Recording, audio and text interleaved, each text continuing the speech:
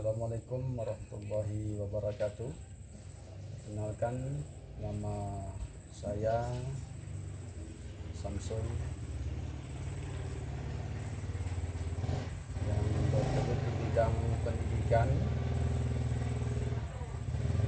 Saya adalah pengajar dari suatu universitas terbuka, kemudian juga mengajar di Madrasah Alia Nurul Huda di bawah naungan Kementerian Agama.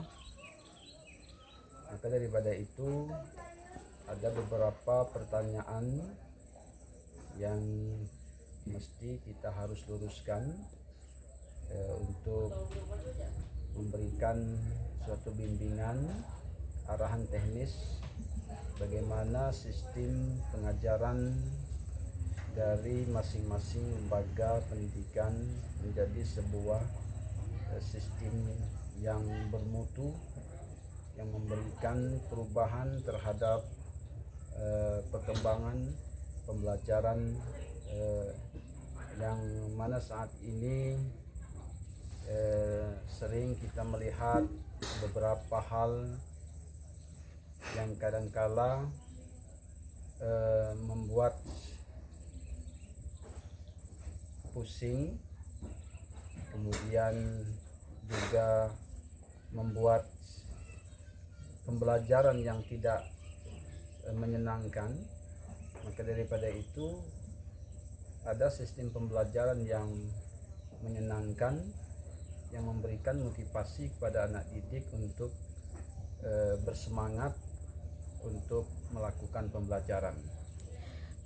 Baik Bapak, untuk pertanyaan yang pertama, menurut Bapak faktor apa saja yang menyebabkan motivasi peserta didik berkurang, khususnya dalam pembelajaran matematika?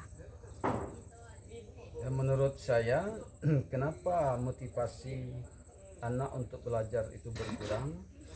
Pertama adalah pembelajaran tidak hanya berada pada guru, tetapi bagaimana peran daripada orang tua memberikan motivasi kepada anak, dan orang tua harus aktif mengawasi terhadap anaknya masing-masing untuk melakukan pembelajaran. Karena sistem pembelajaran di sekolah hanya beberapa jam, padahal anak itu di rumah begitu banyak bergelut dengan orang tuanya. Jadi bagaimana orang tua itu memberikan pemahaman dan memberikan motivasi kepada anak supaya anak itu mampu bersemangat untuk belajar. Kemudian tidak lupa juga kepada peran seorang guru, harus dituntut bagaimana memberikan anak itu bersemangat untuk belajar. Yang pertama adalah bagaimana seorang guru itu membaca sebuah lingkungan pembelajaran, lingkungan di dalam ruang belajar. Nah, ketika guru itu mampu dia membaca lingkungan di ruang belajar tersebut, maka kemungkinan besar akan melahirkan sebuah belajar yang menyenangkan, sehingga anak termotivasi dan bersemangat untuk belajar. Nah, pada khususnya kenapa anak itu tidak terlalu tidak motivasi untuk belajar matematika itu kurang, itu di peran guru itu dituntut. Nah, peran guru itu dituntut bagaimana bisa memberikan motivasi, ya, kemudian menggali potensi anak yang ada di dalam pembelajaran tersebut.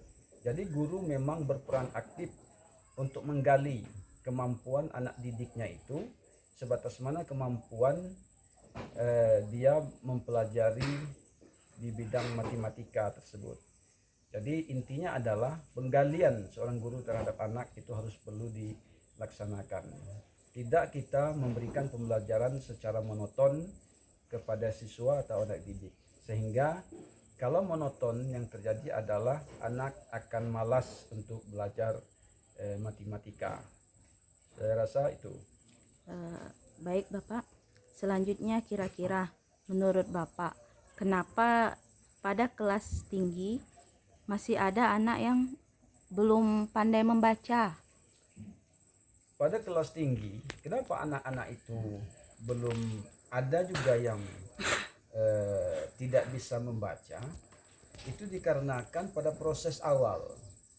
Jadi proses awalnya adalah tahapan awal. Kalau kita bicara masalah pendidikan, justru ada namanya pendidikan anak usia dini, kemudian ada tergolong di dalamnya adalah TK, taman kanak-kanak, kemudian ada tingkat dasar atau SD. Nah, ini adalah merupakan suatu basis awal atau basis dasar bagaimana anak itu harus mampu untuk membaca. Nah, ini lagi adalah tergantung kepada peran seorang guru. Peran seorang guru harus mempunyai rasa tanggung jawab kepada anak tersebut. Nah, ketika anak tidak tahu membaca, berarti di sini kesalahannya adalah guru yang tidak mampu memberikan pembelajaran kepada anak. Jadi seorang guru dia tidak hanya sekedar mendidik, tetapi bagaimana tanggung jawab kepada siswa itu harus memberikan hal-hal yang terbaik kepada siswa. Contohnya anak harus bisa membaca. Dan kenyataan sekarang tingkat tinggi maupun anak itu berada pada level SMP atau level MTS misalnya, ditemukan ada beberapa anak yang tidak bisa membaca. Padahal ini adalah peran guru di tingkat dasar harus aktif dalam mengembangkan, kemudian memberikan bimbingan kepada anak tersebut supaya dia mampu untuk membaca. Jadi pada intinya adalah seorang guru harus mempunyai tanggung jawab terhadap anak didik. Selanjutnya Pak, pertanyaan nomor 3. Terkadang di sekolah masih kita temui hubungan antara guru dan wali murid yang kurang baik. Menurut Bapak, bagaimana cara mengatasinya? Cara mengatasinya adalah lagi-lagi tingkat kesadaran kita. Karena kita guru adalah pendidik. Beda dengan orang tua atau wali murid. Kalau guru memang dituntut, karena seorang pendidik adalah panutan atau contoh dari beberapa orang atau di tengah-tengah masyarakat tersebut. Harusnya kita memberikan hal yang terbaik supaya ada semacam komunikasi misalnya antara guru dengan wali murid.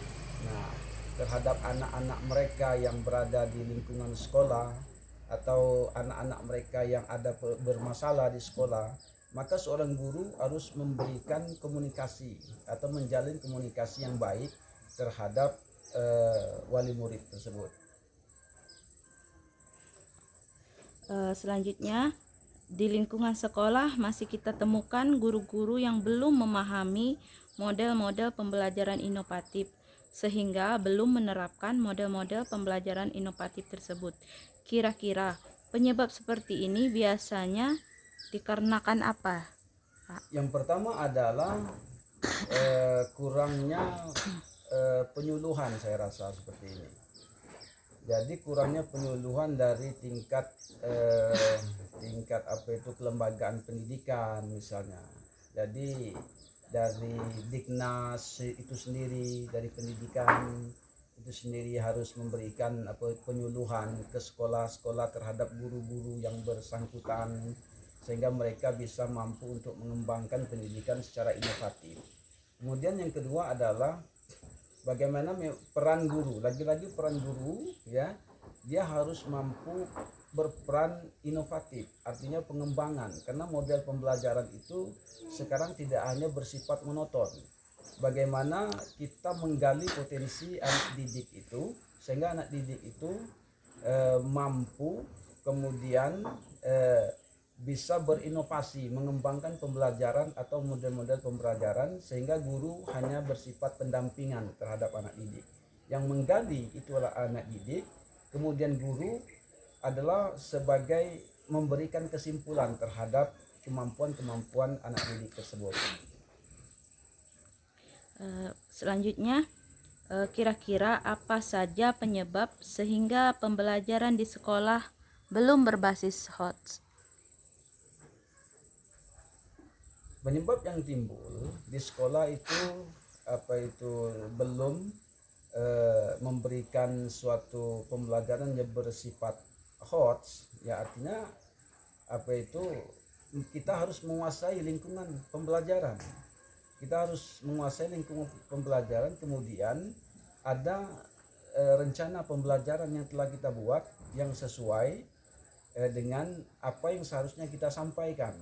Nah, sehingga dari sanalah timbul pembelajaran HOT terhadap sistem pembelajaran tersebut.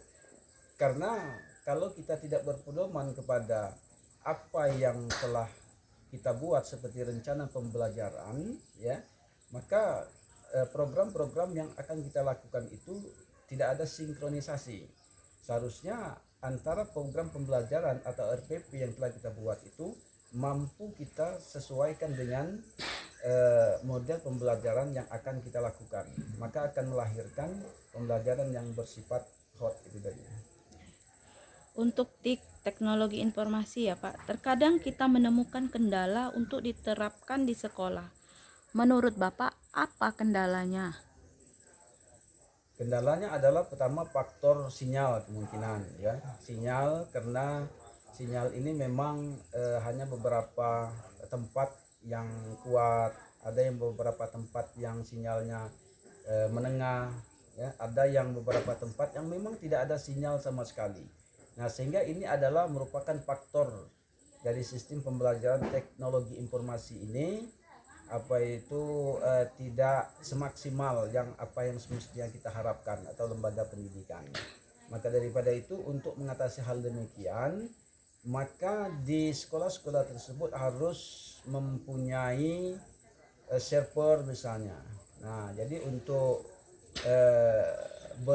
bergabung di dunia sosial, dunia maya misalnya kan, pembelajaran sistem teknologi informasi yang akan kita lakukan itu bisa semaksimal mungkin akan kita terapkan di dalam sistem pembelajaran tersebut.